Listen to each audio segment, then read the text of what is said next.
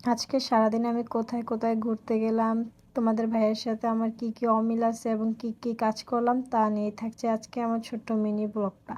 সকালবেলা উঠে প্রথমে রান্নাঘরে চলে গেলাম রান্না করার জন্য। আর এইদিকে দেখো, দুইটা তেলাপিয়া, দুইটা পাঙ্গাস। তা আমাদের ভাইয়া খায় তেলাপিয়া, আমি খাই পাঙ্গাস, তাই দুইজনের জন্য দুইটা। এটা হচ্ছে ওর সাথে আমার অমিল, ওর সাথে ও কখনোই পাঙ্গাস খায় না।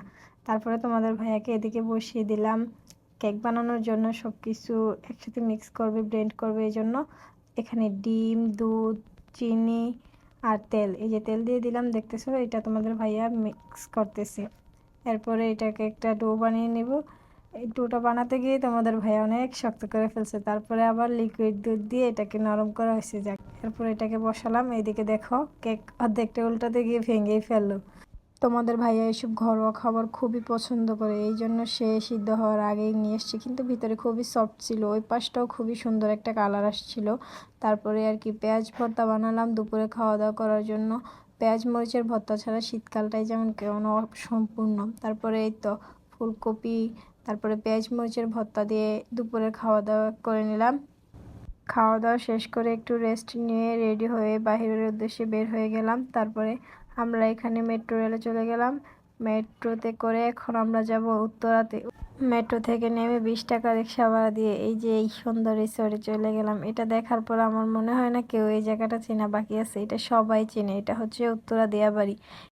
ওখানে কিছুটা সময় কাটানোর পর তারপরে আমি আর আপনাদের ভাইয়া চলে আসলাম মিরপুর 10 হোপ মার্কেটে। এখানে এসে তো প্রথমে আমার নজর চলে গেল এই যে চুড়ি, মেয়েদের পছন্দের চুড়ি, এত সুন্দর সুন্দর কালেকশন। তারপরে এই যে ব্যাগ কালেকশনগুলো দেখতেছেন, মাত্র 500 টাকা করে।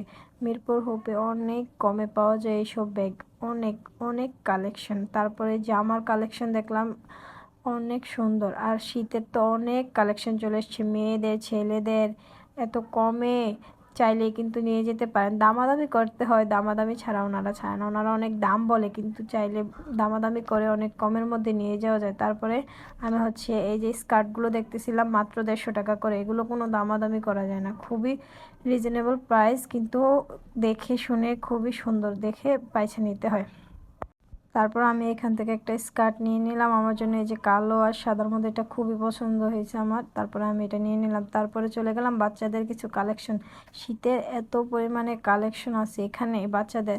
তারপরে আমি এই হেডফোনগুলো দেখতেছিলাম, খুবই সুন্দর, মেয়েদের জন্যই মনে হয় এগুলো বানানো হয়েছে। তারপরে আমার সংসারের কিছু টুকিটাকি কেনাকাটা করলাম, এত রিজনেবল, মানে এগুলো মাত্র 20 টাকা করে। এই যে প্লাস্টিকের যে আছে সব কিছু একদম 20 টাকা। এগুলো দেখার পর সংসারের জন্য জিনিস না কিনে পারলাম না। এই যে লেখাও আছে